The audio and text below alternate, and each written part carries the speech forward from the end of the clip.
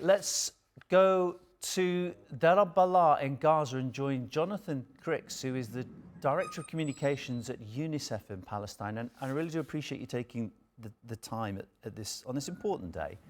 And let's stick to the specifics of the children who need medical there. So we know that's a number of several thousand children. Do you know what kind of injuries they typically have and what kind of treatment they require?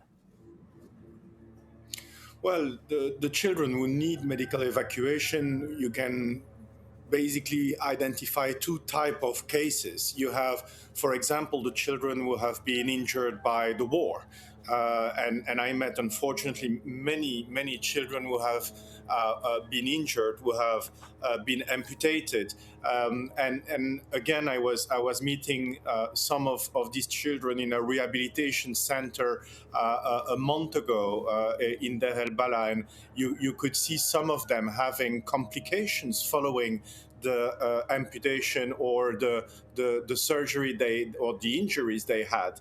So this is really one type of children who really need to be medically evacuated. And then you have a second, I would say, type. It's all the children who have medical conditions which are not directly linked to the war. I met children who need heart transplantation or who have a kidney failure, or children who have leukemia or cancer.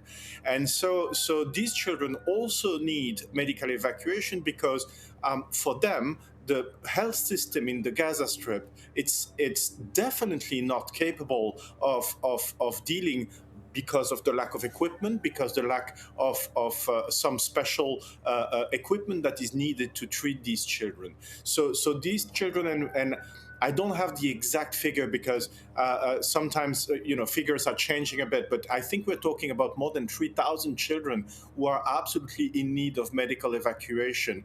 For them, the opening of the Rafah crossing point is an important news, and it has to not only remain open, it has also to expand. We are really hoping that it will be possible for these children to seek medical treatment, which is critical, life-saving medical treatment outside of Gaza. Jonathan, there must be lots of children who've been orphaned during this war. I don't know who's looking after them at the moment when they're in Gaza. When they leave and they get treatment, what will happen to them next? Who will take care of them?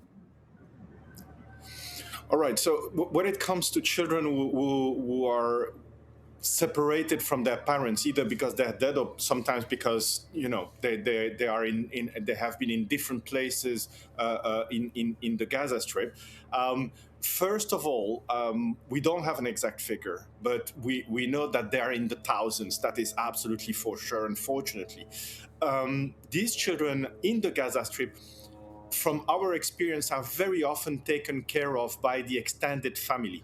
But considering the major challenges that were faced during the war, including the lack of food, many of these children ended up in orphanages or have been completely separated and without support. So these children are definitely among the most vulnerable.